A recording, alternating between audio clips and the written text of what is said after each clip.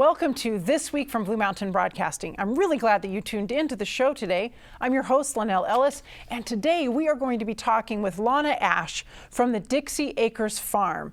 And I've been looking forward to this interview because I've been out to the farm a few times myself, and it's just a great place. And the products that they have that I've been able to buy sometimes at the farmer's market are fantastic. So I really look forward to talking with Lana, and I hope you'll stay tuned for that. And then we have some important things to share with you during the station news segment of the program as well. So stay by for that at the very end. Right now, though, we will begin with our devotional thought. And today I'm going to share with you from a book I have about 40 Days with Jesus. And each one of these devotionals is looking at some of Jesus' teachings or things that happened within his life. And today's is around the story of the feeding of the 4,000, not the 5,000, but the 4,000. So we begin with Matthew chapter 15, verses 32 and 33. Jesus called the disciples to him and said, "I have compassion for these people. They've already been with me 3 days and have nothing to eat. I do not want to send them away hungry, or they may collapse on the way." His disciples answered, "Where could we get enough bread in this remote place to feed such a crowd?"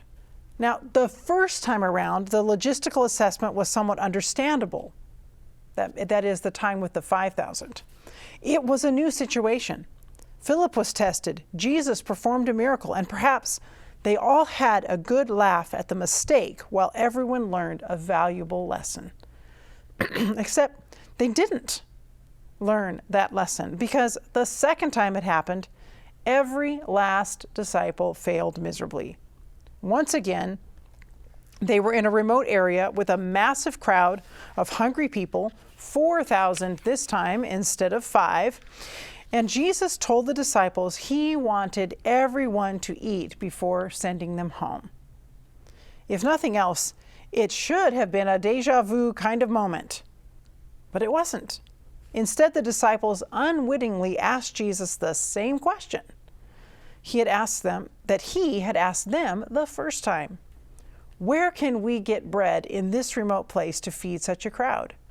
Clearly, theirs was not a test or an invitation, just an expression of genuine cluelessness. Needless to say, the original feeding of the 5,000 was not a small or quick miracle. It was an hours-long, systemized, interactive experience. The crowd was assembled into groups prior to the bread and the fish.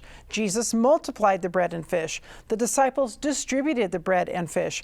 Everyone ate the bread and fish, and the disciples gathered the leftover bread and fish. In other words, there was just no missing it. Yet, there they stood, asking Jesus where they could get bread in this remote place. What on earth? This would have been an appropriate time to tell the disciples how utterly ridiculous they were, or how they were going to ruin everything if they didn't pull it together and start trusting him with the impossible. Of course, Jesus didn't do that. In lieu of a much-deserved rebuke, instead he asked the disciples one simple question. How many loaves do you have? And that's from verse 34. Once again, he calmly invited them to hand over their not enough so that he could multiply it into more than what they needed. The only thing more staggering than the disciples' blanket amnesia and all-around abysmal failure is how patiently Jesus responded to it. He let them get it wrong and then shifted the focus back to him. Throughout each and every interaction, Jesus constantly demonstrated, "This is how you do it, boys. This is how you respond." Perhaps the feeding of the 4,000 was less of a faith test and more of a ministry answer. Jesus' response was one of compassion, but not just for the hungry crowd, for the learning disciples as well. He knew that what these men would be up against. In the not-so-distant future, they too would be teaching and ministering to thousands of new converts. The calling on their lives would necessitate a Christ-like compassion for the hungry, tenderness for the broken, and an endless amount of patience for those who were struggling in their faith. None of that is possible without humility, and humility is born out of repeated failure. Just ask Peter. Over and over again, Jesus lets the disciples get it wrong. Through hours-long interactive experiences, he taught them not only why to trust with impossible things, but also how to respond to imperfect people, so that they, in turn, could teach others how to focus on him. Jesus knows exactly which question to ask in exactly the right circumstance. Sometimes it's to test, and other times it's to demonstrate. Either way, the answer always requires us to give him what we have. Whether it's compassion, tenderness, patience, humility, or faith, our supply is never enough. That was the point of all the bread and fish multiplying. If we hand over the little bit that we have, Jesus will multiply it into more than we need. And here's a prayer-focused thought. Let's thank God for his compassion and endless patience, and ask him to continually teach us how to respond. We can thank him for our not enough and for turning it into more than we need. Stay tuned. I'll be right back.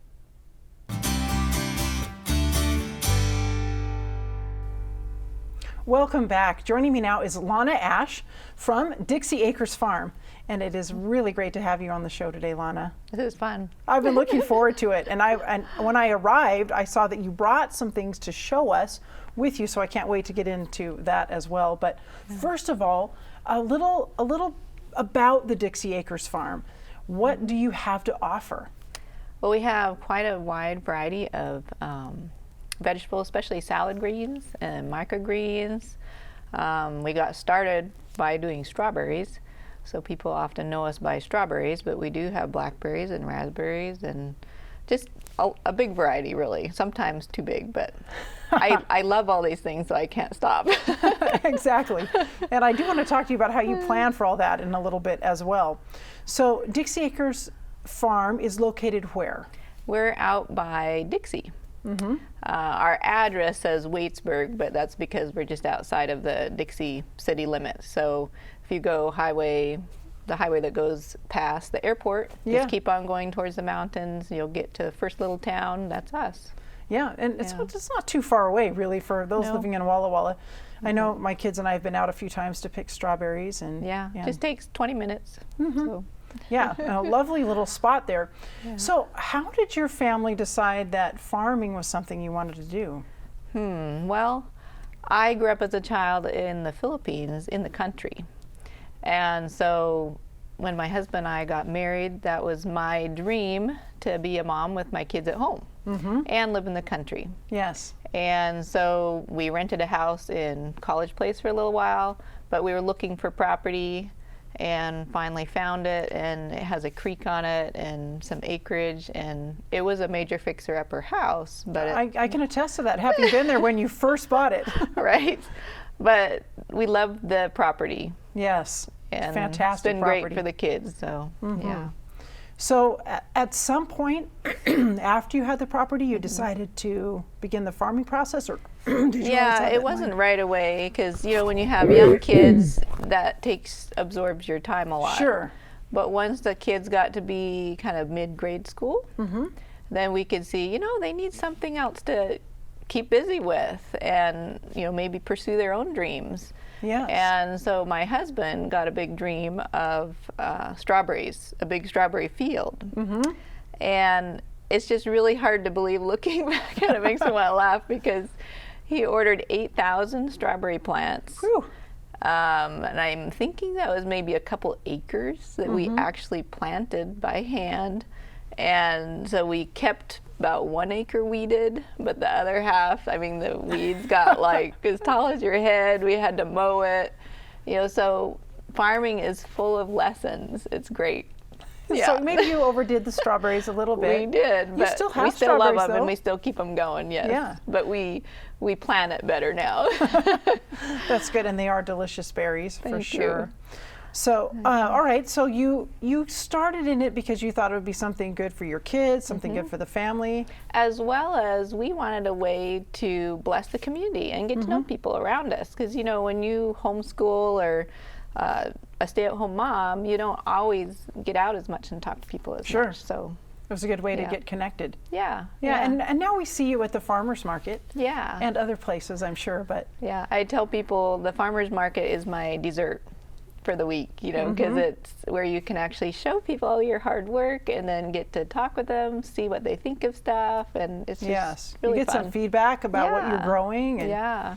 and I know that some products that I guess I'm calling these plants products, but products of the farm Yeah. that you have there sell very quickly, and they're just gone. Yeah. If you don't get there early, you won't get right. a strawberry or one of your other Yeah. berries. Yeah. Yeah. So we tell people that if you want to make sure you get it, then you can go to our website and order ahead, and then you come to market and pick it up. Okay, that's very Yeah. nice. Back when we used to sell pies at the market with my family on our little fundraising thing, it was really, really fun for us to be there with you, and we would sometimes make pies with the strawberries from your farm, and then we would love to say to people, and we would brag about them, you know, and these pies have, and Yeah, send them yeah. over your direction. But yeah. So let's talk about what you brought with you. What are these? These are pea shoots, and they're grown as a microgreen. Okay. And microgreens, you know, a lot of people ask me, what's the difference between a sprout and a microgreen? Yes. In fact, I this need to one- know the difference myself. I brought a couple containers. This one is broccoli microgreens, Okay. and this one's a purple kohlrabi. But And that's different than a broccoli sprout, right, etc. a sprout is the first leaves, but they're not fully developed. These are the first set of leaves Okay. that are developed, So the and plant's they're very just a high in little older. nutrition. Okay. Yeah. Very high in nutrition. They're like Better than from- eating raw broccoli? I think so, because Okay. from what I've read, they can be from 4 to 40 times the nutrition, depending on the actual vitamin that's in it. So say you eat a cup of broccoli and then a cup of broccoli microgreens, you can get up to 40 times the nutrition. Wow, so that's I a big love difference. making a sandwich, just plop that whole thing on there, and I've got my good Yes. vitamins for my meal. Yes. Yeah. Very Right. nice. They look so beautiful too. Yeah. I might be slightly hungry as we're doing this interview since it's right before lunch, but Yeah. so do you eat these as like a microgreen as well then? Yeah, we just kind of cut it off, and then we package it for our customers, and you eat it. It tastes a lot like a pea pod. Yes. It has that And pea those are flavor, good? which is kind of sweet, you know. Yeah, it has a really great very, flavor. Very nice and mild, so it's a very much of a favorite. Yeah. All right. And what do we have in these packages here? Those are cilantro. Yeah, one of my favorites. Yeah. It People smells seem so to good. either love them or not quite so sure on it. Isn't that interesting? It's a Yeah. polarizing Right, herb. right. There's some foods that seem to be like that. I know, I just love it. I do too. But my mom, for some reason, just the smell of it. So she's one of those people that's just like, no. Right, right. What's funny to me is that it grows really well in the cooler seasons, and yet people use it or love using it with tomatoes or salsa. Which and are in the tomatoes are in warm the hot. season. So we've had to do stuff on our farm to try to get it to thrive even in the heat. I'm curious yeah. how you do that, because I have tried to grow cilantro before in my little home garden, and I kind of hard, gave yeah. up. So it needs, just think of the spring or think of the fall. What do they get? They have more shade Yes. and less heat. Yes. So do things to encourage that, whether it's a shade cloth or watering it more often. And is So, yeah. cilantro something that you're constantly reseeding and planting? Yes. Because it just comes up pretty briefly, doesn't it? Right. Yeah. Right. Not like basil that'll kind of go all season. Yeah. Basil definitely lasts, all summer long until it frosts, then it's done. So to keep your cilantro going, you're just planting pretty Right. regularly. Right. So Okay. I have a spreadsheet where I keep track of all our crops so I can visually see it, and then you can kind of map out the succession crops and make sure we're utilizing our small space, you know. Yeah, how does that, talk to me more about how you manage the land that you have to get the most out of it? That spreadsheet, you know, where I can see, okay, say this plot of land, and it's going to be used from this time to this time with, say, cilantro, and then what I want to plant next, and then what next, and on my spreadsheet, you know, things take a certain amount of time, different crops. To mature, yeah. Take more time than others, and then you want a variety of things in your ground. It's usually not best to plant the same thing all the time. Yes. Although we're learning that the healthier your soil, the more you can do that. And soil, you know, so many times people say, oh, this looks lovely in the grocery store, but what soil was it grown in? I've really thought about that quite a bit. So what nutrition are they really getting? Yes, because a lot of things that come from the very large farms in California, et cetera, they've really used that soil up. I mean, they're right. Yeah. Or if they're not organic, or even some organic, you know, it depends on what you put into the soil, how much nutrition you actually get in there. So, do you find the soil where you have your farm already pretty good? Would you have to do a lot to it? Yeah, I mean, I think our area has a lot of good soil. We do have one section that's pretty rocky, so you know, we have to think, what do we plant there? But Yes. Yeah. But otherwise, we're very blessed with pretty nice soil around here. But at the same time, even if you have nice soil to start with, if you neglect it, just like things in our life, you know, if you have a beautiful house, but you neglect it, if you have a good friendship, but you don't spend time with it, you know, yes, there's a lot of wonderful lessons with farming. There really are. I know that there are some people who've just created entire blogs about that. Do you do any writing about the work that you do? I do. I enjoy sending out a newsletter to all our customers that sign up for it. We usually send out, my goal is to send a newsletter every week. Wow, that's a lot. It is, yeah. But I love to share tips of what I'm learning in my life, the things we learn on the farm, as well as things that I think the customer would like to know. Yes. You know, like, say, tips on how to eat plant-based cheap. Oh, that's a newsletter I want to write soon, so we'll see. Yeah, that's a good one, because I know that a lot of us have noticed that produce prices have gone up quite a bit, and we like to eat a lot of fresh things, but it can be challenging. Yeah. Especially to get the really good tasting ones. Right. Yeah. All right. So again, you know, how many years are you into this farming? We first planted strawberries in 2014. Okay. And then I can't remember, maybe a couple years after that, we started doing, you know, more vegetables and going to the farmers market. You're coming up on 10 years. Yeah. Pretty soon. Right. So what has that meant to you and your family? Wow. You know, I don't know if my kids fully appreciate it yet. They've had a lot of hard work, I bet. They have more appreciation for it now, but they're kind of college age and just after college age. But I was asking them this question the other day, and they said they love the setting where we are. You know, you can do so many different things, play in the creek, outside, build stuff, make noise, you're not annoying the neighbors, you know. But the other things, they learn a lot of practical stuff, you know, that we take for granted. I mean, I'm sure someone that lives in, say, the city, they learn things that we haven't learned. Sure. You know, so wherever your setting is, there's a lot you can learn. Yeah.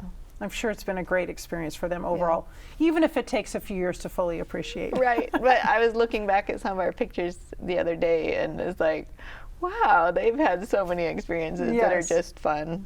You know, just plain fun, you know. It's not fancy. You don't have to sit in front of the camera for it, you know. Right, just regular fun. Right. Yep.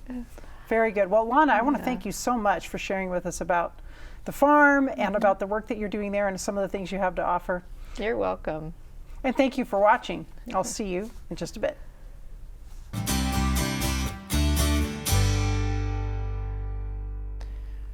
Welcome back. Time for Station News.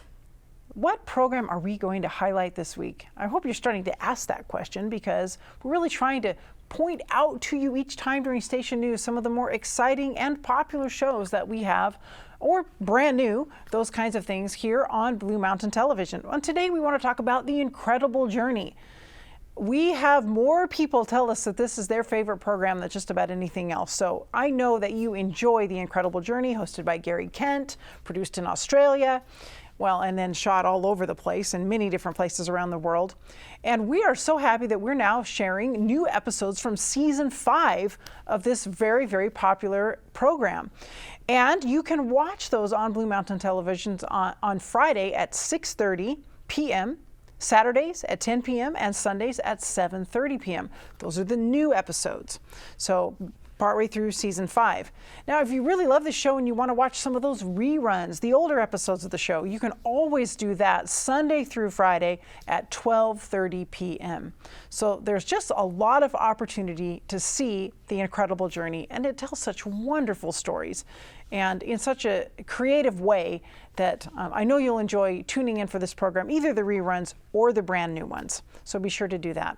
Speaking of special programs, we have a brand new one to bring to you for the Resurrection Weekend, the Easter weekend coming up. And that is the He's Alive and Easter Cantata that was put on by musicians at the Village Seventh-day Adventist Church this past weekend. That was recorded by the Village Church TV Ministries, and we're going to be able to share it on Blue Mountain Television.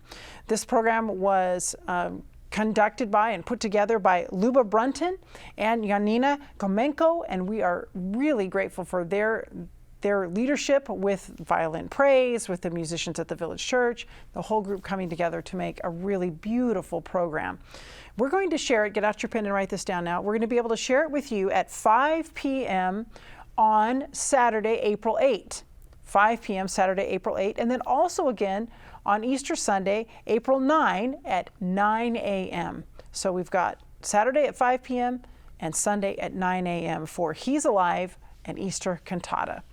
So I hope that you'll tune in for that special program. It's really fun to be able to bring some of these local programs around these special holidays for us, like Christmas and Easter, where we have these things that we can share with you here on Blue Mountain Television.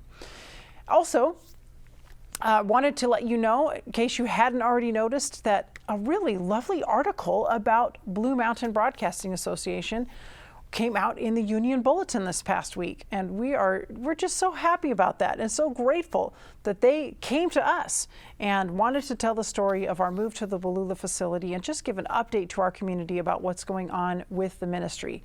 And we're also delighted because it's such a lovely article written so well and so accurately about what's going on here with us, and some nice pictures too. So I hope you saw that. If you didn't, maybe you can go online and see it, or grab a physical copy and look at that article about Blue Mountain Broadcasting that appeared in the Union Bulletin. And then finally, I wouldn't really be doing my job with this show, would I, if I didn't say to you, we really need you here at this ministry. And I know I say it every time, and it's absolutely true. I don't want it to become cliche or routine for you. This ministry is truly funded by viewers and others who care about the ministry in our community here, who support it. And that's you as you're watching this show. So thank you for what you're doing. We especially right now, and I cannot emphasize this enough, we especially right now need your gifts to our monthly operating budget. So if you could send something extra, a special gift for our operating budget, just mark it operation when you send it in to us, or go online and donate there, that would be fantastic. Also, we're really encouraging our viewers right now to become monthly contributors to what we're doing here. That's what we really need. We need a larger and larger number of people who give regularly, whether it's $10 a month or something much larger per month.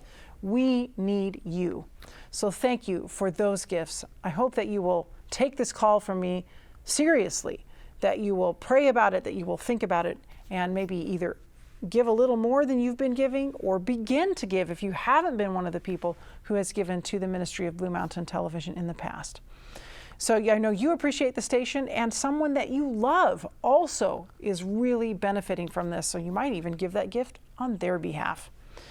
So all the time we are, putting out programming that helps bring people, that draw people closer to Jesus, to spend some time with Jesus, and some of those people for the very first time.